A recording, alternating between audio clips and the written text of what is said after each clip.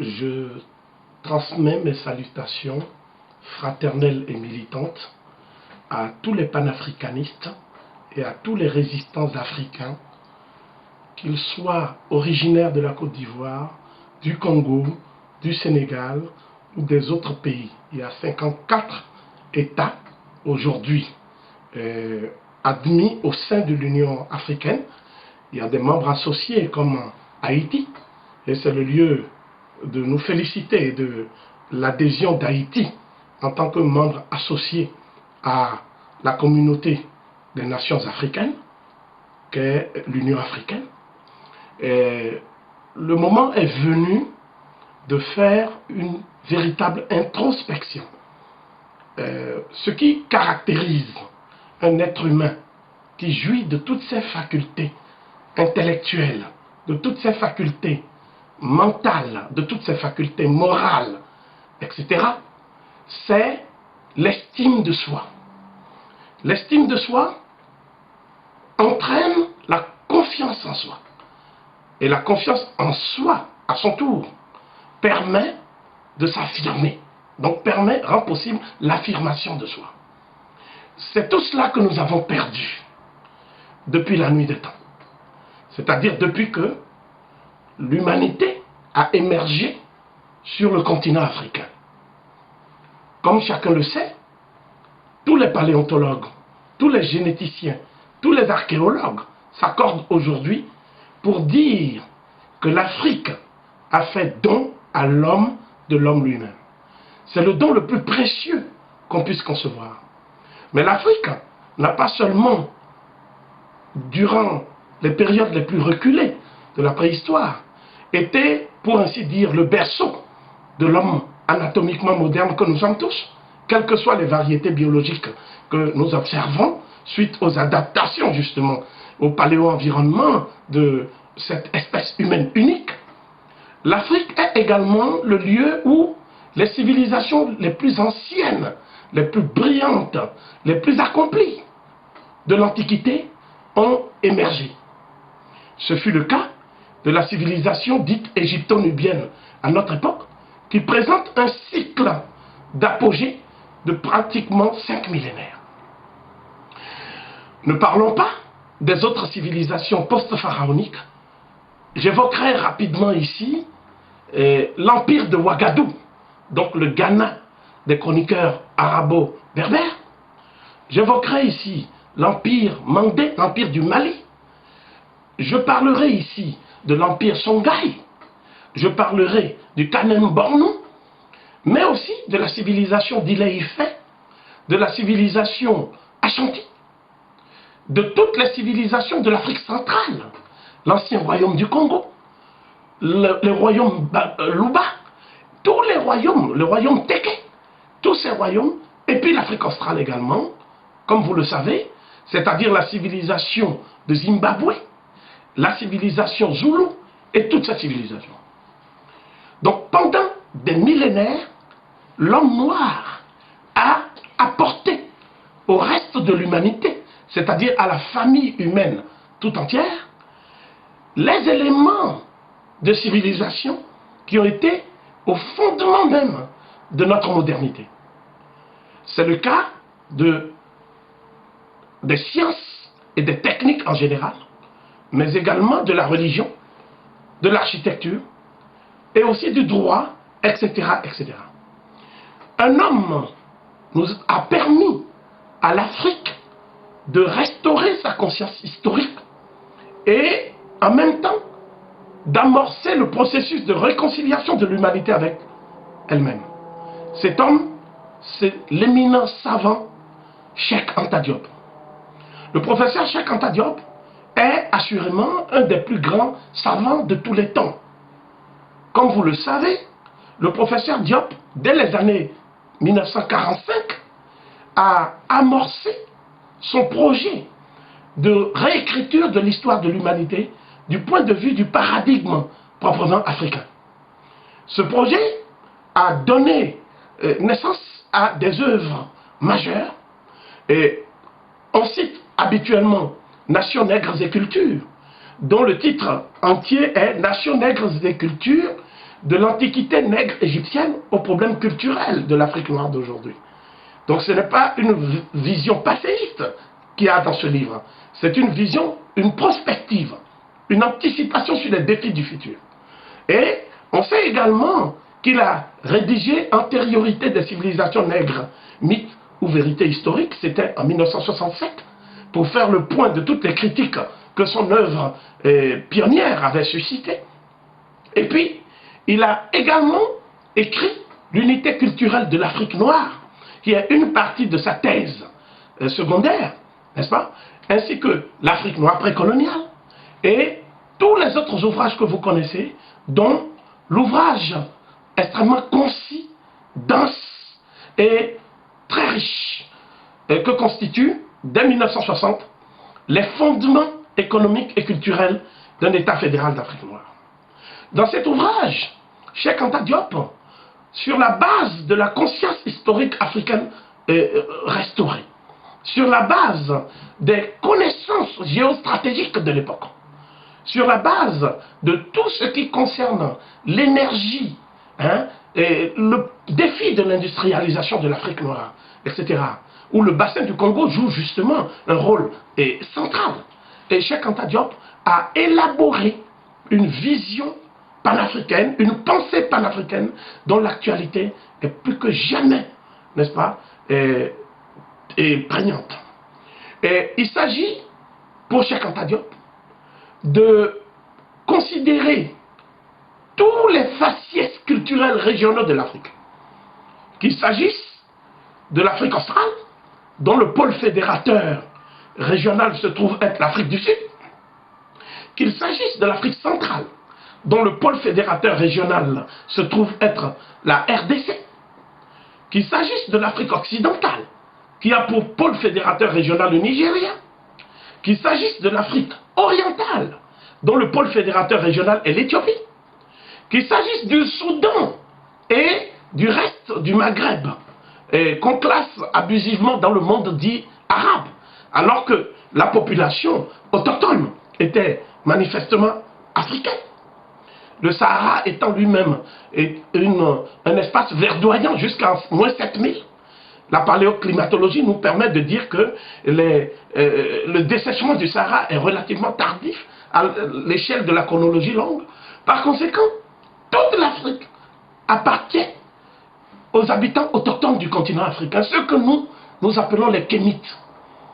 Les Kémites, ce ne sont pas seulement des gens qui ont en partage une couleur de peau, une pigmentation noire. Les Kémites, ce sont des gens qui se reconnaissent dans une communauté de valeurs, dans une communauté d'origine et de destin, mais essentiellement dans une communauté de valeurs. Si donc nous admettons que l'Afrique est le berceau de l'humanité telle qu'on la voit aujourd'hui, on doit également admettre que tous les Africains ont également la même origine que les autres variétés de l'espèce humaine. C'est donc en vertu de cette communauté d'origine qui est matérialisée aujourd'hui par tous les artefacts, par toutes les cultures matérielles, par toutes les peintures rupestres, par tout ce qui jalonne du paléolithique supérieur jusqu'à la fin des dynasties autochtones égypto-nubiennes, le parcours de l'homme moderne dans sa quête de civilisation, dans sa conquête de la civilisation, eh bien, on doit reconnaître également que Cheikh Anta Diop a eu raison de défendre la thèse de l'unité culturelle de l'Afrique noire.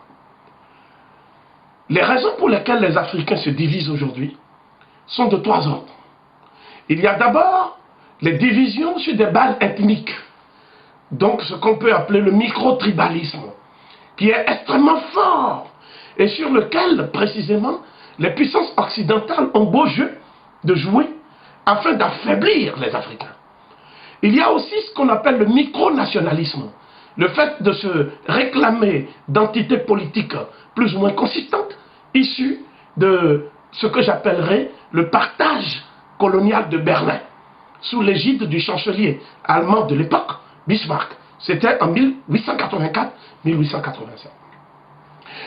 Quelles sont les valeurs dont parle Cheikh Anta Diop qui vont précisément donner naissance à l'État fédéral d'Afrique noire, l'État fédéral africain, ce que d'autres appellent, depuis Marcus Garvey, depuis Kwame Nkrumah, depuis Padmore, les États-Unis d'Afrique.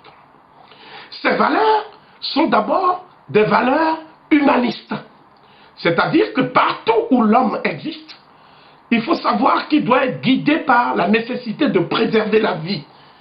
La nécessité, non seulement de préserver la vie, mais de préserver l'équilibre entre l'homme qui vit et la nature. Donc ce que l'Africain recherche, avant tout, c'est d'abord un équilibre avec lui-même, être en harmonie avec soi-même. Un être qui n'est pas en harmonie avec lui-même est un être déséquilibré. Ensuite, il faut être en harmonie avec la nature, c'est-à-dire avec l'ensemble des éléments. Il y a ce qu'on appelle la nature naturante et la nature naturelle. Mais nous parlons de la nature globalement, c'est-à-dire le monde animal, le monde végétal, le monde minéral. Mais il faut être également en harmonie avec l'ensemble des forces cosmiques, au nombre desquelles nous comptons les Nétérous. Dans la langue de l'Égypte pharaonique, les Nétérous sont précisément les manifestations cosmiques du Dieu unique qu'est le Dieu Amon. Ces valeurs nous amènent à respecter également les femmes. C'est la raison pour laquelle c'est dans le monde méridional qu'il y a eu toutes les reines et les femmes avec leur promotion sociale. Il est regrettable aujourd'hui que l'Afrique présente le visage d'un continent où les femmes sont déshumanisées et avilies. Parce que l'Afrique a renoncé à ses valeurs pérennes. Et la reine Hatshepsut, on la connaît, la reine de Saba, on connaît toutes ces reines. On connaît toutes les femmes qui ont régné au Congo. On connaît la reine Zinga, on connaît tout cela. Aujourd'hui, il n'y a plus qu'une seule femme présidente en Afrique. C'est au Libéria. Donc ça veut dire que la promotion de la femme a cessé d'être partie intégrante de notre projet de civilisation. Et cela veut dire également qu'il faut respecter les aînés. Non pas parce qu'ils sont des aînés, mais parce qu'ils incarnent une somme d'expériences dont nous avons besoin sur le chemin de l'adversité que la vie nous présente. C'est ce qu'on appelle les défis et la lutte. Il faut également respecter la jeunesse, parce que c'est elle qui va permettre au continent d'avancer.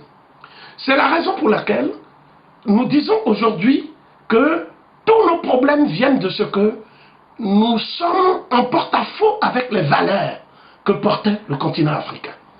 Ces valeurs que le continent africain a transmises à la Méditerranée septentrionale et à la Méditerranée orientale.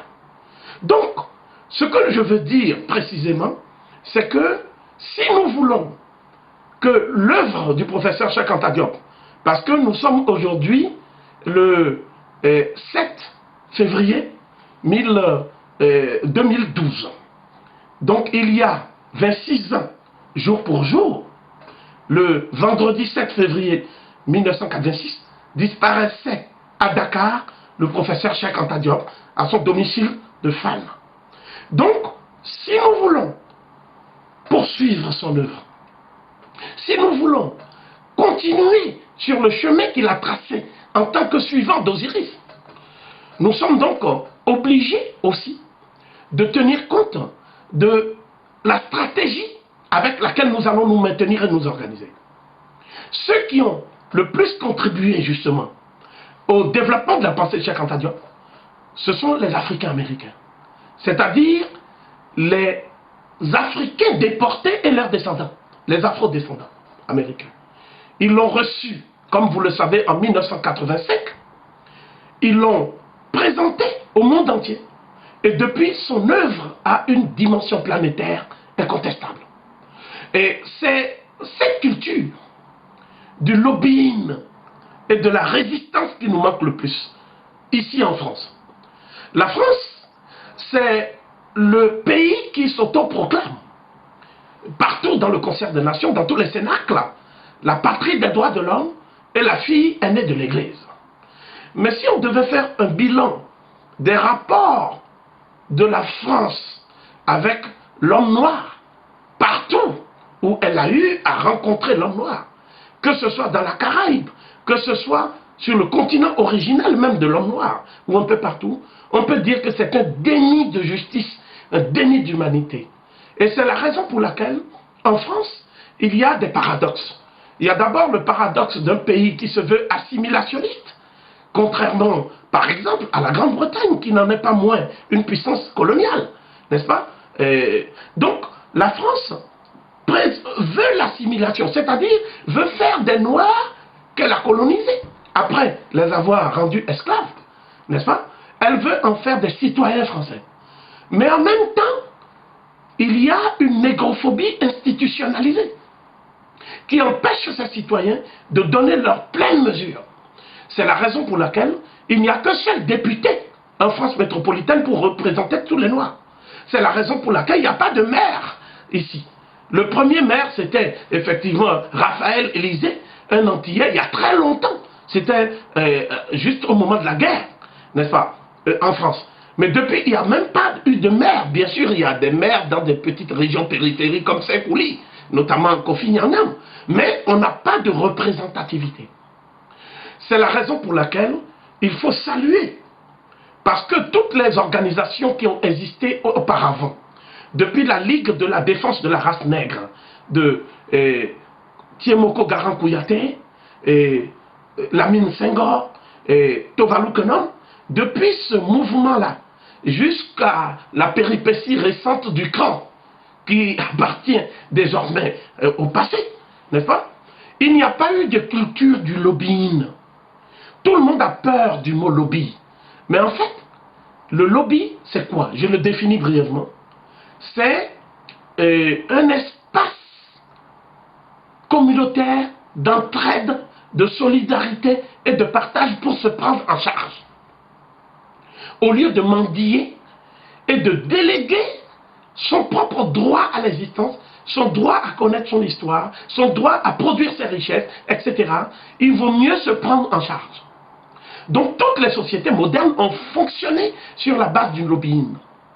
C'est la raison pour laquelle, en tant que panafricanistes et disciples de Cheikh Anta Diop, nous ne sommes pas choqués par la naissance du mouvement des Africains français. Aux États-Unis, on parle de African American. En France, on parle des Africains français. La personnalité de la présidente de ce mouvement, notre sœur Calixte Beyala, a pu focaliser un certain nombre de critiques et de réserves. Mais il faut savoir que son parcours plaide largement pour elle. Elle a d'abord été à la base du collectif de l'égalité, qui était d'abord une structure de lobbying avant l'heure, qui a permis également au niveau du paysage audiovisuel ou dans d'autres cercles d'avoir une visibilité qui soit conforme à la population réelle de la France. Elle a ensuite mené un combat, qui est un combat au sein de la société civile en tant qu'écrivaine. Et c'est là où elle s'est heurtée aux préjugés, notamment dans le Cénacle des Immortels qu'est l'Académie française. Parce qu'on a mis Senghor à l'Académie française, mais on n'a jamais tenu compte de la culture africaine réellement. Vous savez.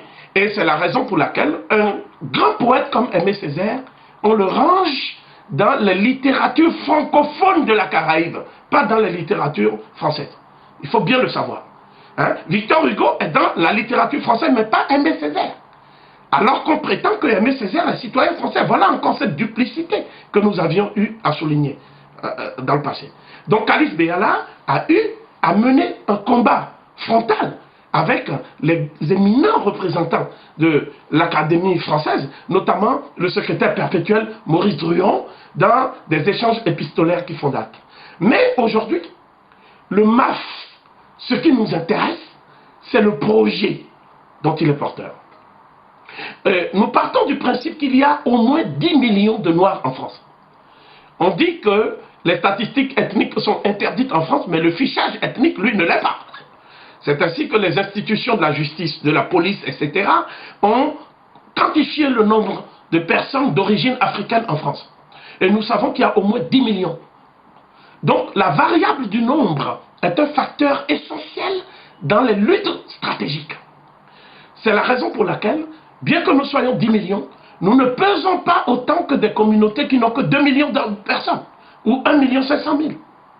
Et je prends un exemple. Hier, au dîner du CRIF, il y avait toute la France politique, toute la France des affaires. Mais quand il s'agit des Africains, personne ne vient. Parce que les Africains ne fonctionnent pas en synergie à partir des mêmes valeurs. Et donc, comme nous n'avons pas de communauté de valeurs, qu'est-ce que nous faisons? Nous faisons de l'autodestruction. C'est-à-dire, nous passons notre temps à nous tromper de combats, de stratégies et d'ennemis.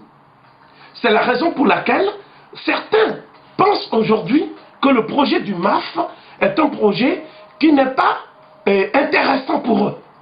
Parce qu'ils se considèrent comme n'étant pas des Français. D'autres pensent que le projet n'est pas intéressant parce qu'ils sont Français et qu'ils préfèrent fonctionner dans les partis politiques traditionnels, etc. Donc, ce que je veux dire aujourd'hui, et je vais donc décliner quelques axes des objectifs principaux du MAF. Le premier objectif du MAF, considéré comme lobbying, c'est précisément de peser dans les cercles de décision politique. C'est-à-dire sur la base de la variable du nombre, sur la base de nos potentialités, parce qu'on sait qu'une élection se joue parfois à 500 000, voire 800 000 voix. Donc avec un tel potentiel, il n'est pas normal que nous n'ayons aucun poids sur la politique africaine de la France. Nous nous contentons de jérémiades, nous nous contentons d'invectives, mais nous ne nous organisons pas pour peser sur la politique africaine de la France. Et c'est la raison pour laquelle, politiquement, le MAF considère que le moment est venu de jouer sur cette variable du nombre pour pouvoir être des interlocuteurs valables face au pouvoir politique et aux institutions qui nous discriminent. Deuxièmement, il y a l'axe économique. Comme vous le savez, potentiellement, les Noirs sont les plus grands consommateurs de la France. Souvent, il s'agit de secteurs où c'est le prêt-à-porter de luxe. Hein? C'est ce qu'on appelle les boîtes de nuit. C'est tout ce qui est secondaire, n'est-ce pas? Mais les Noirs n'ont pas de fonds d'investissement. Ils n'ont pas de banque. Ils sont même pas capables d'avoir une structure équivalente à Western Union, par exemple, ou à MoneyGram, où ils puissent faire transiter leurs fonds pour pouvoir ensuite aider leurs parents là où ils se trouvent, que ce soit dans la Caraïbe ou en Afrique. Et c'est la raison pour laquelle, économiquement, il est temps qu'il y ait une classe d'entrepreneurs issus de notre communauté pour investir notre espace de consommation et pour pouvoir justement peser économiquement sur les choix de la France. Troisièmement, il y a la dimension culturelle. Et vous savez très bien que quand on parle de culture, certains disent que c'est la musique, c'est la danse, c'est le folklore, etc. La culture, c'est pas ça. La culture, c'est un ensemble de productions des hommes qui embrassent tous les domaines de l'activité humaine. Qu'il s'agisse de l'histoire et du patrimoine, de la culture au sens large, de la langue, c'est-à-dire la langue est également un patrimoine, des sciences, des arts, des beaux-arts, etc. Tout ça, c'est de la culture. Donc, nous n'avons pas vocation à réduire la culture africaine à un folklore. La folklorisation de la culture africaine participe du déficit d'image de l'homme noir. C'est la raison pour laquelle le MAF propose la création d'une maison de la culture africaine à Paris, qui serait un espace convivial où les Africains pourraient montrer leur production intellectuelle, défendre leur patrimoine historique, linguistique, etc., tout en enrichissant le patrimoine national. Enfin, il y a un autre aspect qui est l'axe diplomatique. Il faut savoir qu'il y a beaucoup de Noirs au Brésil. Il y a beaucoup de Noirs dans la Caraïbe. Il y a beaucoup de Noirs un peu partout. Vous voyez? Donc ces Noirs-là, si nous voulons qu'ils soient des acteurs en tant que communauté d'afro-descendants, hein, de la renaissance africaine chère à Cheikh Anta Diop et à Nkrumah et aux autres, mais il faut quelque part qu'on initie une action pour pouvoir entrer en synergie avec eux. Vous voyez? Il est remarquable qu'il y a des barrières linguistiques qui empêchent les différentes variantes de la communauté africaine de fonctionner ensemble. Et puis, il faut dire aussi, c'est la dernière chose, que beaucoup d'Africains sont ici, sont bardés de diplômes, mais exercent des activités professionnelles indignes de leur diplôme. Beaucoup sont des gardiens de nuit, alors qu'ils ont 3 doctorats. Ce sont des choses qui sont inadmissibles. C'est pour ça qu'il faut prendre aussi en charge la question de l'emploi dans la communauté. Pour toutes ces raisons, nous ne faisons donc pas partie de ceux qui critiquent le MAF et discréditent le MAF. Le MAF est un outil, un lobby puissant qui va transformer la nature des rapports de force. Et c'est pour cela que je me permets d'inviter toutes nos sœurs et tous nos frères qui se réclament du panafricanisme, qui se réclament de l'œuvre de Marcus Garvey, qui se réclament des idéaux portés par Kwame Nkrumah, par Cheikh Anta Diop, par Patrice Emery Lumumba, par Thomas Sankara, etc., de rejoindre le MAF et de participer massivement à la grande journée du MAF, au grand congrès du MAF, qui aura lieu le 14 avril, samedi 14 avril 2012, au Palais des Congrès. Plus nous serons nombreux, plus nous aurons la possibilité de peser sur le destin de l'Afrique. Ensuite, j'aborde maintenant la question des élections présidentielles. Il y a plusieurs manières d'agir lorsqu'on veut peser politiquement sur des choix électoraux décisifs. J'ai dit qu'il y avait 10 millions d'habitants noirs ici en France. Mais il faut dire que nous sommes au moins 4 millions à être en capacité de voter. Parce que beaucoup de Noirs ne sont pas encore sensibilisés à la nécessité d'aller s'inscrire sur les listes électorales. Et aujourd'hui, nous avons vécu une année 2011 extrêmement dramatique. Et c'est la première fois que nous avons vu que les considérations liées aux droits de l'homme sont passées au second plan. Et on n'a pas hésité à faire des coalitions de l'OTAN pour aller bombarder des pays. Donc, il y a eu le bombardement de la Côte d'Ivoire, il y a eu le bombardement de la Libye. Le président de la Côte d'Ivoire, le président Laurent Gbagbo, notre guide, n'est-ce pas, et celui qui a favorisé l'émergence du multipartisme et de la démocratie digne de ce nom en Côte d'Ivoire, celui qui a permis l'alternance, n'est-ce pas? Parce que Houphouët-Boigny est resté tout de même 30 ans au pouvoir, 3 décennies au pouvoir. Lorsqu'il est décédé en 1993, il faut dire que c'est Laurent Gbagbo qui avait créé les conditions même de l'expression libre, au sens politique du terme. Et donc, qu'un tel homme soit aujourd'hui à la CPI, embastillé à la haie, cela constitue un grand désaveu pour les Africains que nous sommes.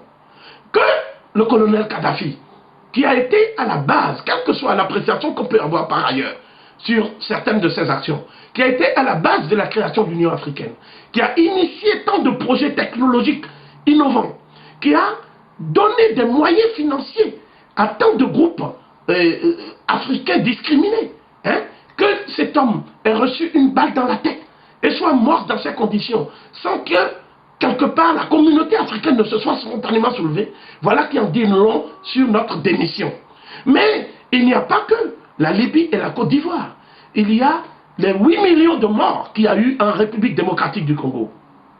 La République démocratique du Congo est devenue l'épicentre de nos souffrances. Et depuis, on a tué, on n'a pas arrêté de tuer en République démocratique du Congo. Il y a plus d'1 200 000 morts au Soudan.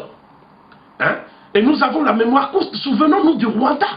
On parle de 800 000 morts. Mais en fait, il y a eu plus d'1 million de morts au Rwanda. Donc, je pense que quand un continent et des hommes subissent de telles pertes et qu'il n'y a pas un sursaut collectif, cela veut dire que notre situation est une situation de léthargie.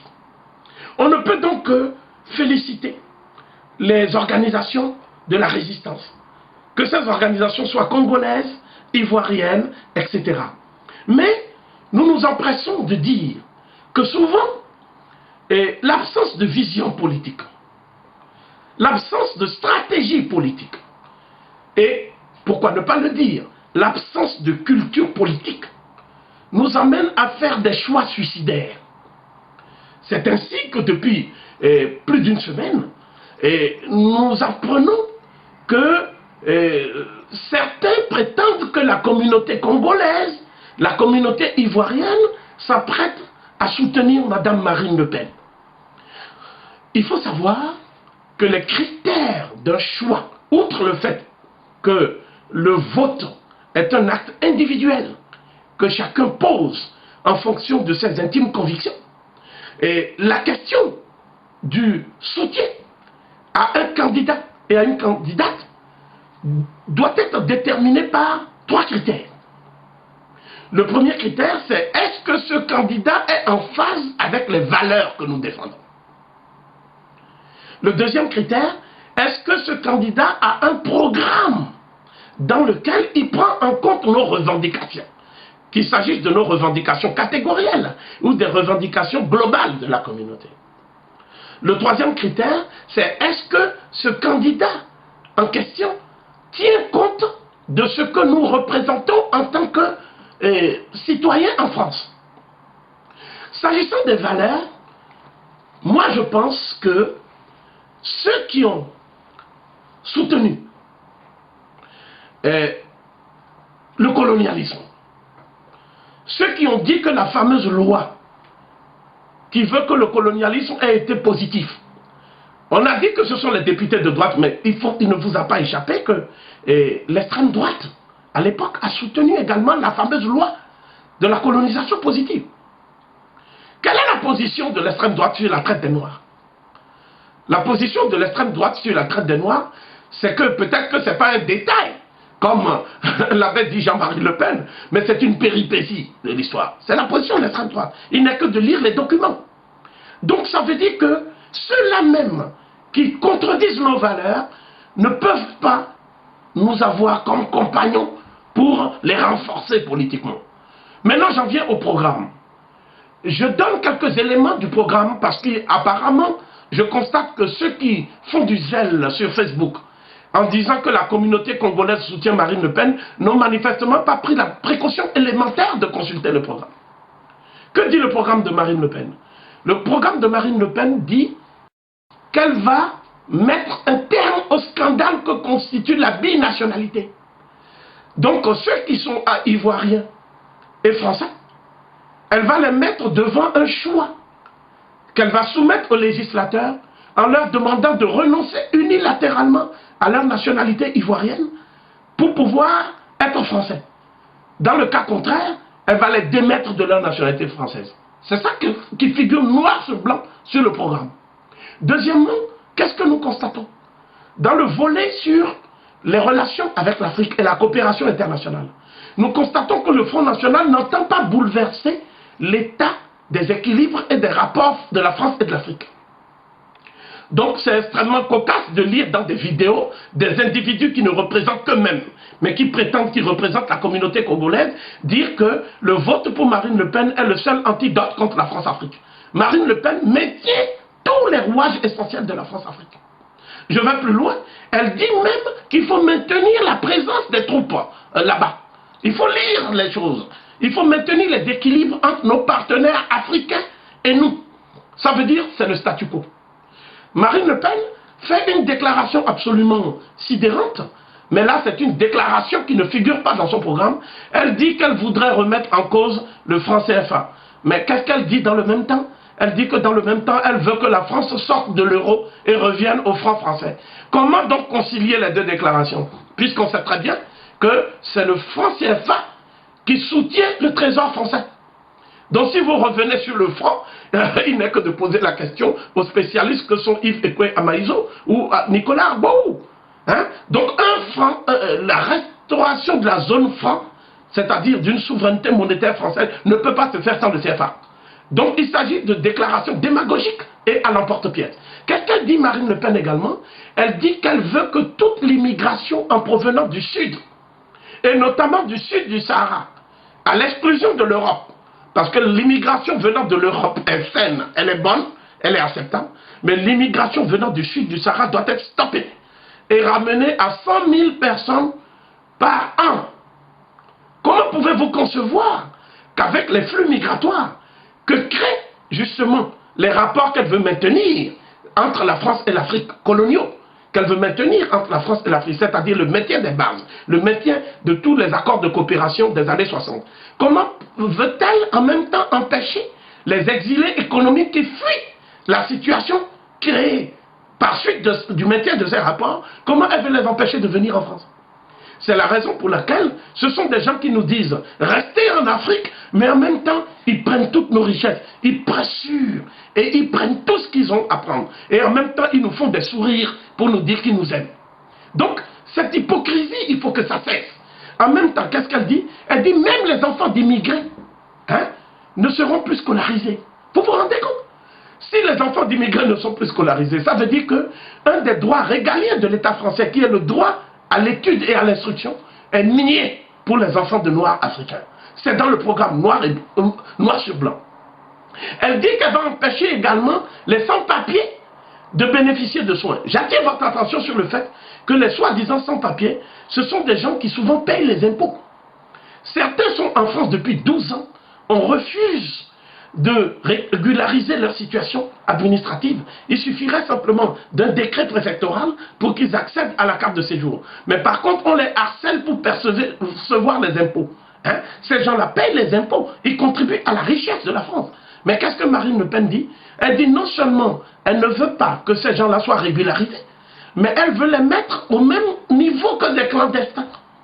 C'est-à-dire des gens qui ne sont fichés nulle part, qui ne sont pas connus de la République. Voyez. Donc je qualifie le programme de Marine Le Pen de véritable régression. Et véritablement une régression. Et je pèse mes mots, c'est un programme discriminatoire.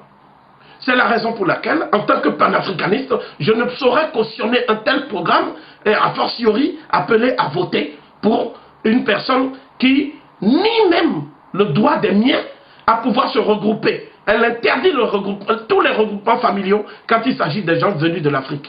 Voyez? Donc voilà quelques éléments qui doivent nous permettre de réfléchir. Je n'entre pas dans d'autres considérations mesquines qui sont contenues dans le programme. Donc j'en conclus que les individus qui se déclarent sur Facebook, les blacks de Marine, etc., n'ont pas lu son programme et sont tout simplement politiquement incultes. J'en viens maintenant à la situation de la résistance elle-même. Comme vous le savez, le président Gbagbo a reçu à La Haye Miaka Oureto, qui est donc le représentant du Front populaire ivoirien. Lorsque Miaka Oureto est sorti de l'entretien avec le président Gbagbo, il a d'abord dit que le président Gbagbo était très heureux du soutien des Africains. Monsieur Oureto, la vidéo circule partout, on peut la voir sur YouTube. Monsieur Oureto cite nommément quelques personnes, notamment Madame Karis Béala, qui a pris position ici sur tous les médias pour défendre la Côte d'Ivoire et la Libye.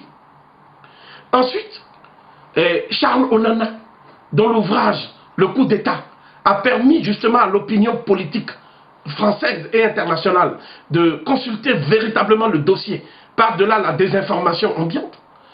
Mais il a également parlé, et ça, François Guina et d'autres, le responsable de l'UMAD et d'autres le savent parfaitement, il a parlé de tous les autres panafricanistes qui sont montés au créneau, notamment David Gakounzi et nous-mêmes qui parlons. Donc, cette question est très importante parce que ça veut dire que pour le président Gbagbo, la résistance est aujourd'hui un facteur essentiel pour infléchir le cours des événements.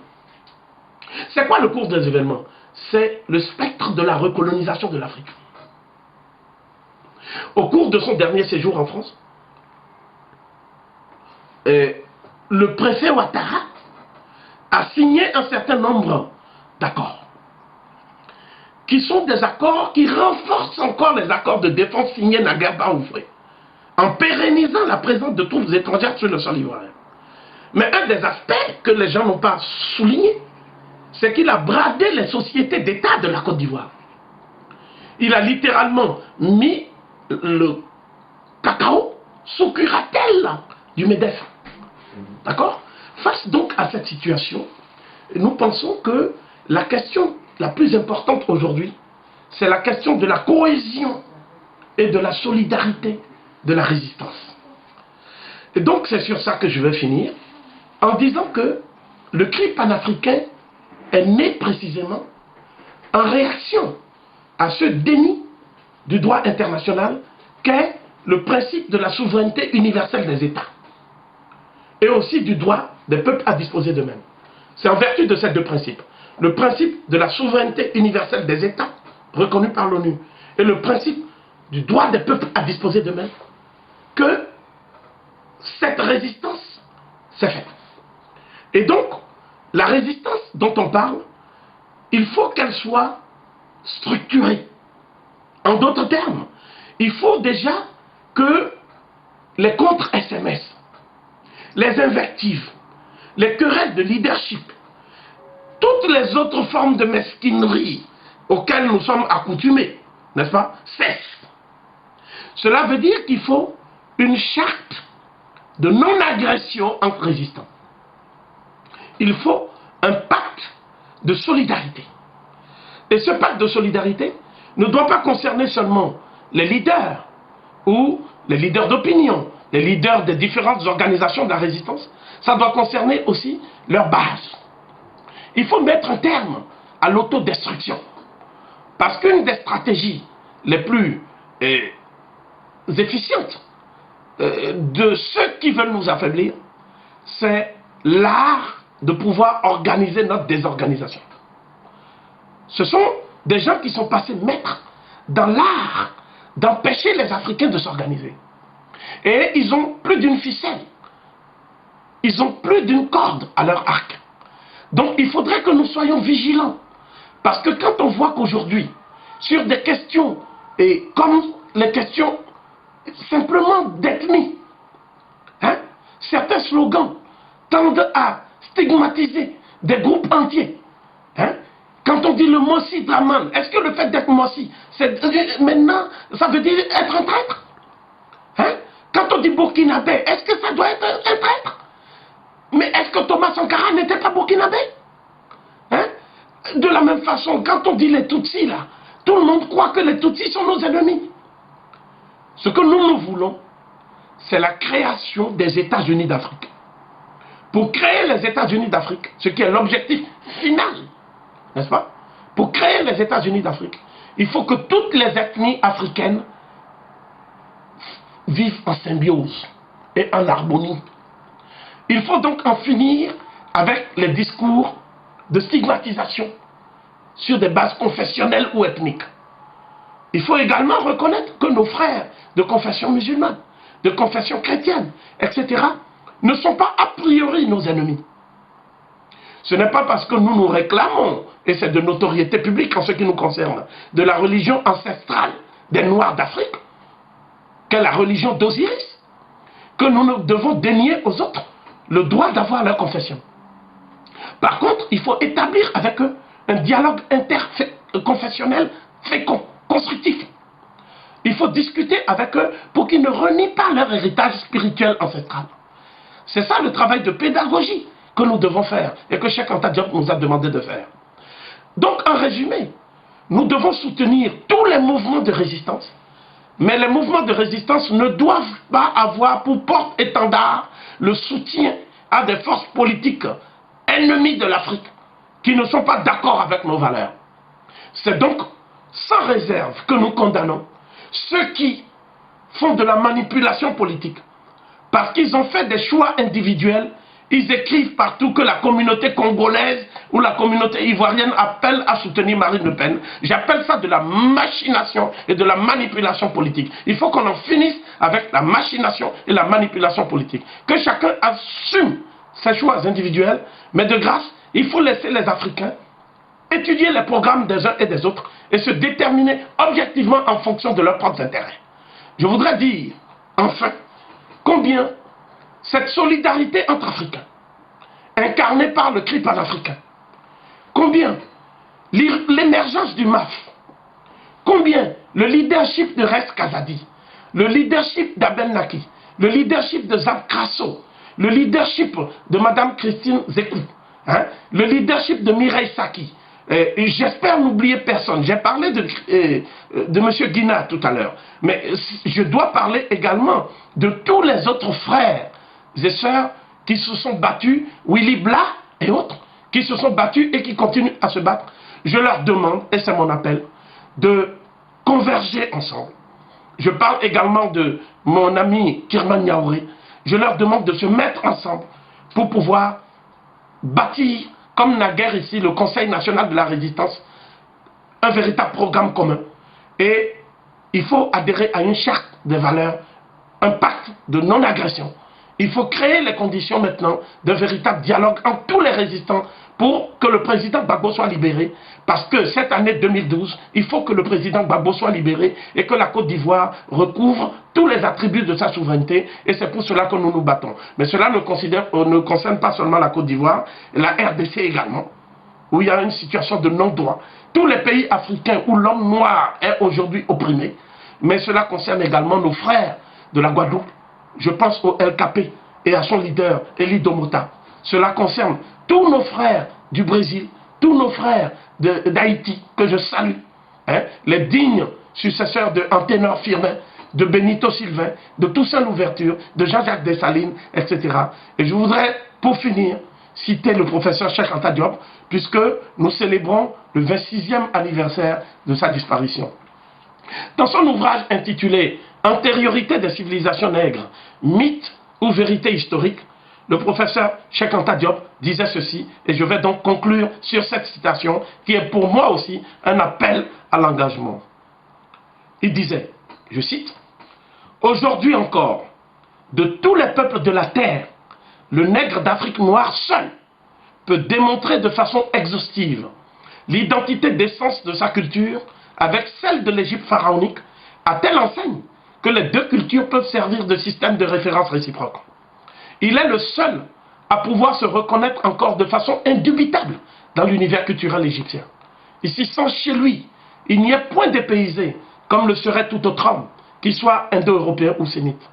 Autant un occidental aujourd'hui encore, en lisant un texte de Caton, ressent l'écho de l'âme de ses ancêtres, autant la psychologie et la culture révélées par les textes égyptiens s'identifient à la personnalité nègre.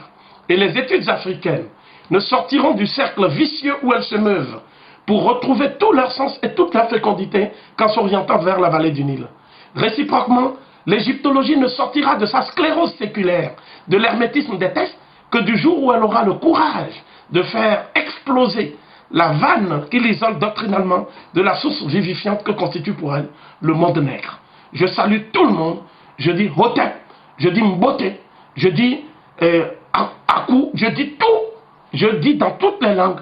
Hein, et il faut que les Africains comprennent maintenant que dans l'horizon tracé par Cheikh Anta Diop, dans le projet du MAF, à travers le CRIP panafricain, ses idéaux du départ, et tout cela, il y a en filigrane un seul objectif. Cet objectif, c'est la rédemption de l'homme noir et le recouvrement de sa dignité. Parce que seule la dignité permet à l'homme de s'élever vers la divine condition. C'est ce que disait un de nos aînés, Amadou Ampateba, que vous connaissez tous, dans l'aspect de la civilisation africaine. Je vous remercie et je vous dis bonne et heureuse année 2012. Merci.